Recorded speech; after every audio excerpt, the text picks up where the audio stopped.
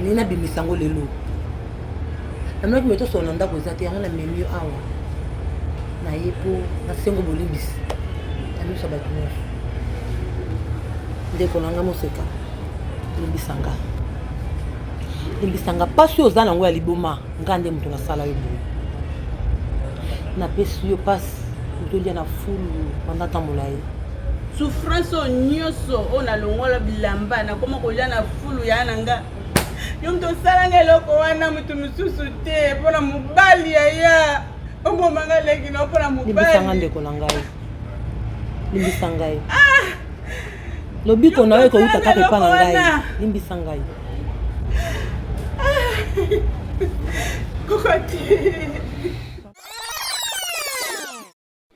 Bienvenue sur notre chaîne YouTube InfoNews 243. Abonnez-vous pour rien rater. Désormais, suivez-nous chaque jour à partir de 17h, heure de Kinshasa. Votre émission, Les Cris de l'âme.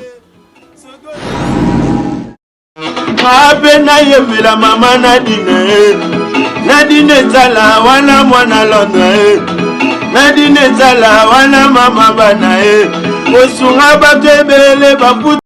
Grand rendez-vous de chaque jour à partir de 17h sur InfoNews 243, le cri de l'âme. Votre émission, notre émission, eh bien, émission écoute Ansarabiso autour d'un lisolo, autour d'un dialogue, autour d'un dilemme, autour d'un problème à résoudre. Oh, et c'est que biso nyoso, bino nyoso, bo s'abonner massivement dans InfoNews 243. C'est là que vous nous apportez votre contribution, votre suggestion. Eh bien, c'est vous qui êtes des vrais juges dans cette émission, oh, le cri de l'âme. Aujourd'hui encore, nous avons le plaisir de recevoir, moi, Madame Solange, votre représentante, Nazana Esengwa Koyamba, sur ce plateau, une jolie dame. Elle est servante de l'Éternel. Elle est là pour s'exprimer, pour nous poser un problème, pour vous poser un problème, et nous la recevons avec joie. Bonjour, Maman Guigui. Bonjour. Oko se présenter, nga na lobi koza prophétesse, mais uta moko na yomoko, o se présenter ba internaute pe balanda, ozanani, o utu wapi, po mumeli biso likamboni. Merci maman journaliste ndongo yembinga na sengonyaso nazali kombo langeza mama Gidil. Bon nazali prophétesse. Bon prophétesse naza vraiment l'église te. Ngai na sambela mingi na bazamba. Nzambe ndenge abenga kinga, ndenge nzamba kutanela kingai, nan pena na lui etonga te. Pona kosambela.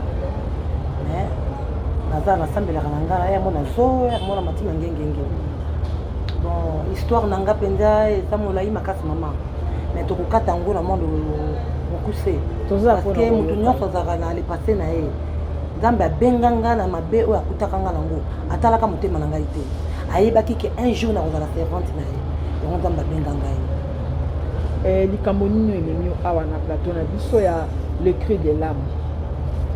Bon, likambo ememi ngai awa me pa na nini ya liboso na sepeli na chaîne na bino. Parce que kolanda ola bande kolandango na YouTube nazomona na mitu ninga na lobi makambo nga naza nango. Est-ce que ceux qui na kekuna na ko solution parce que naza na poste na se dégager na eloko naza kati ngo naza na kimia te mama malgré na sambela ka mère nzamba lobi nanga fona se repentir na likambo naza nango isa passe pe mawa na so na zolo bango public mais nazo banga nzambe na lingi na kokisa o nzamba lobi solo nanga mama nazoka na pasi ngai mama Gidi dozomona ngawa ndenge nayebaki nanu nzambe te nazalaki nanu elenge nazalaka na libala ya malamu ya kitoko ya mosolo mama. Bon tozalaki na mobali na nga na frontière mais natanga komba frontière ezali te tozalaki bien na mobali papa na nga ataka chef coutumier le papa alingaki mobali na nga te eyebi biso jeune fille soko olingi kaka tokendaka mboka mosika mobemba mosika mobali azalaki na mbongo na ye kozwa zema liboso elongo ya mibale elongo ya misatu ekolongwa mobali abongi boye ekomima baproblème mobali azongisinga na famille ere na ye kozonga na mboka Kinshasa papa aboyaka mwana na ye te na mama bayambaki nga me nazalaki na kanda parce que natiki mobali aza bomingo ebele mobali mpe atikalaki na ye atikali kosala vie na ye kuna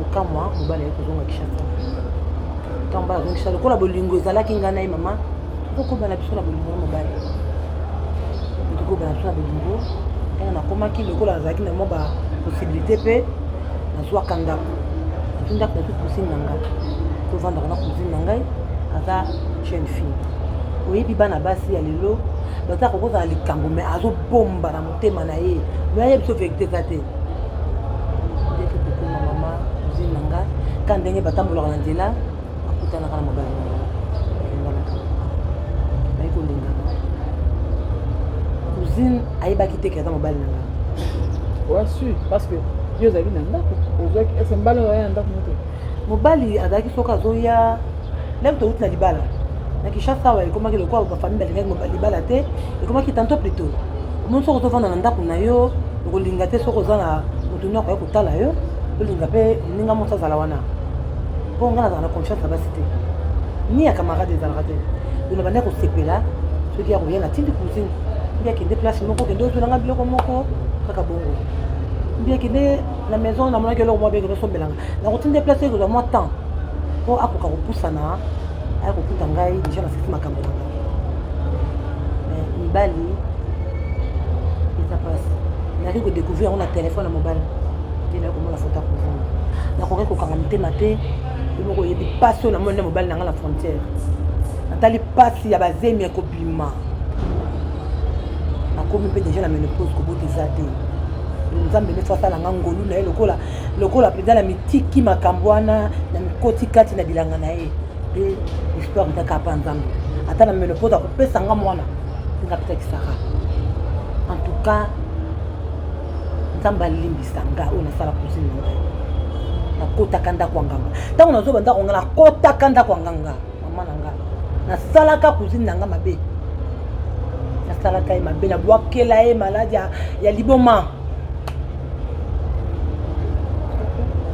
akomaki ya moko akokota na fulu mo bazomona ezokata bilamba moko donc vi na ye ekomaki bongo liboma ya fulu liboma mama kolia kutu na babane génique na biso ya basi bazomema mo bamemi na église moko akomi bien te mama nzambe aza nzambe mama ata nde tovandi boye nzambe azobelaka makambo ebele mpongo nzambe alobelaka nga mama me tala kaka bato bazotala biso ebele mino alobisa te ata soki émission esili tokosola yango biso mibale émission oyo nzambe alingi yango makasi émission ezoya kosangisa bato moto azalaki na problème moko abomba grâce émission na bino aye abimisi mpe bomoko esongi bolingo esongi donc eza émission moko malamu te émission ekoke musika nzambe abisi ekende musika bozala kondima bozala bomoko émission ekende musika mama cousine na nga akoma liboma ya liboma nayebisi yo me ntango nyonso nauti komata mangengenge kala te nazosambela ntango nazosambela nzambe abisi nga maboko nanga eza na makila nasi nzambe nga na boma mutu te abi boma mutu te oyo azotambola wana ya liboma ozosepela ndeko na yo makila na yo yango wana na nzambe na kobanda boni soki famille bayoki likambo na kosuka boni bato oyo nga napesaka prophétie bato oyo nateyaka bolimbisa ngai vraiment bolimbisa ngai bible elobi mosumuki moko soki akoti na ndako na nzambe abongoli motema nzambe alimbisi masumu nyonso feti ezalaka na lola yango lokola na ndimeli nzambe wana nzambe azotindanga kaka nasenga ndeko na nga bolimbisi en public aboyi nakende nango na ndenge ya famille mpo na ndenge ya famille toyebani bilongi mitema te bato mosusu bakozwa mbeli azwi oyo asali soki nini epa nzambe ka solution ezalaka oyo oza na église te public nini osenga papa mama yango nayaki na émission na bino naye na émission nazobanga eloko te naza na posa na se dégage motema na ngai ezwa kimia ndeko na nga limbisa nga nzambe ayebisi nga soki nasengi bolimbisi mokili nombe yoki ke ngam nasala ndeko na nga bongo ndeko na nga akobika bakisi azomela wana ya telema ekosala eloko te eza kaka pardon na nga nde kolibere mama bosunga nga osisi mama nasilisi mama me nayaki na ndeko na nga osandeni na liboma na ye kasi oya na ye bon ere moko azongaka moka zongaka bokotambola mpe bozolia bozosolola nayaki ne lokola ye ayebi mpe eloko te ayebitaki ekanga biso ete tokotikanga mpa camarade moko ayebi te ke na ye na émission ayebi te mama bosunganga mama pardon. Je manque de mots, mais je ne suis pas juge. Peut-être vous pouvez l'être, mais je ne le suis pas. Je peux résumer en ces termes. Notre sœur qui est ici, elle est prophétesse. Il y a quelques années, elle était mariée. Elle a connu des problèmes de fausse couche. Finalement, elle s'est séparée de son mari. Et lorsqu'elle est rentrée ici à Kin, parce que c'était à l'intérieur du pays, elle est rentrée ici à Kinshasa, elle a loué une maison où elle a pris en charge sa petite cousine. Et bref, sa cousine a commencé à sortir avec son mari et elle est tombée enceinte finalement. Alors voilà que la sœur, puisqu'elle était incapable d'avoir des enfants, elle s'est fâchée contre sa sœur. Elle est allée voir des marabouts. Elle a marabouté la sœur, sa cousine qui est devenue folle. Une vraie folle qui peut aller jusqu'à manger du sang, à consommer du sang des serviettes hygiéniques, excusez-moi. Et aujourd'hui, elle est venue sur ces plateaux pour se repentir devant Dieu, le Seigneur qui lui a demandé de demander pardon publiquement afin que sa soeur puisse retrouver tout son sens, son bon sens. Et elle nous dit aujourd'hui que sa soeur est venue ici avec elle, elle l'a accompagnée, mais ne connaît rien de l'histoire. Alors tout à l'heure, nous allons faire appel à la sœur de maman prophétesse, à Okota na plateau Oyo, Toroyambaye, ndende kona kozwa courage à koyebisa ye, vérité à makambo ya bombela ye, bambula ebele. Après la pub, s'il vous plaît. Bienvenue sur notre chaîne YouTube InfoNews 243. Abonnez-vous pour rien rater. Désormais, suivez-nous chaque jour à partir de 17h, heure de Kinshasa. Votre émission, Les Cris de l'âme. Mama Nadine Zala wana mwana Londres Nadine Zala wana mama banae Osunga batebele baputa yo mabe. Voilà, de retour sur ces plateaux, nous avons le plaisir de recevoir la cousine de maman prophétesse. Elle est ici et nous la recevons. Maman Nangaboni. Bien maman. Toyambi on a kata plateau na biso. Merci.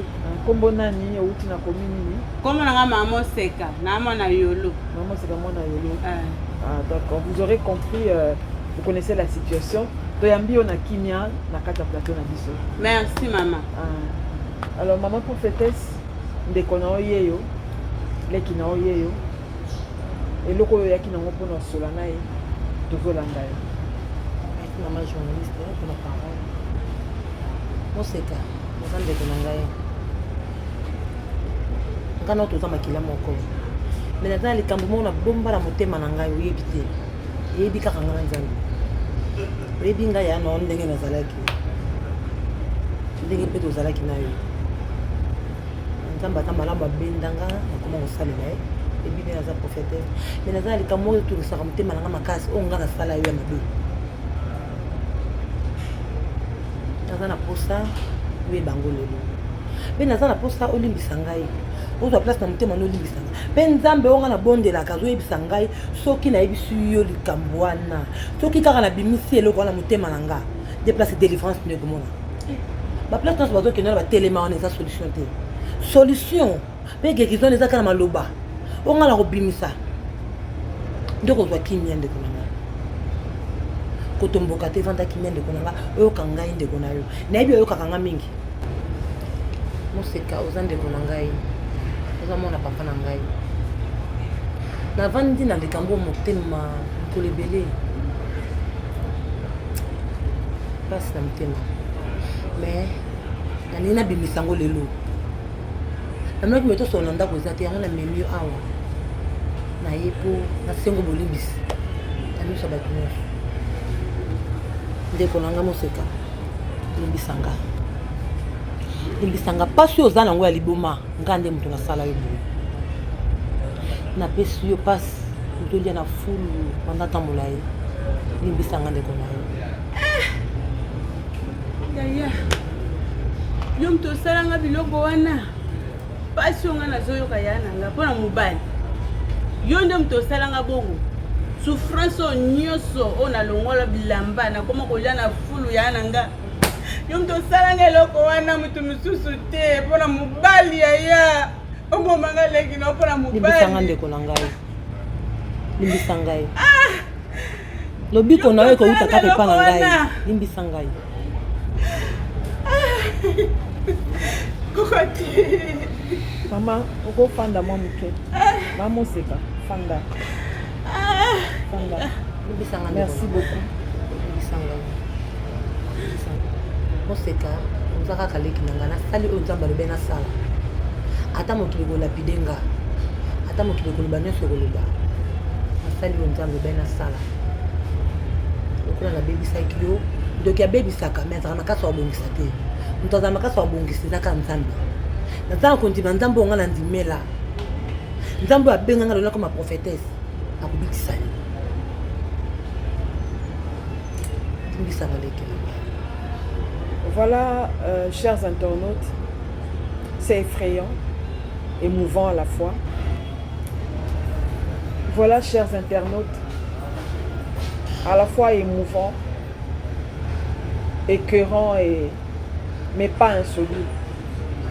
Je crois que vous allez intervenir afin de pouvoir orienter notre maman prophétesse pour que Makambo et Kendepe Souka Malam asengi pardon na ye commis selon ordre nzambe apesa ki ye. Maintenant kozala pe na besoin ba vie na bino. N'oubliez pas ya kobenga ya kokomela biso na nzela adresse na biso bino boyebi. Info News 243 sur YouTube. Kombo na Yesu. Abonnez-vous massivement, surtout intervenez pour que ces cas puissent trouver la solution. Merci beaucoup. Merci. À la fois prochaine, je pense que Bomoni Nakolo ba délivrance c'est en direct parce que maman prophétesse Aya qui merci beaucoup. Au revoir. Alléluia. Alléluia. Alléluia. Merci Jésus. Merci Jésus.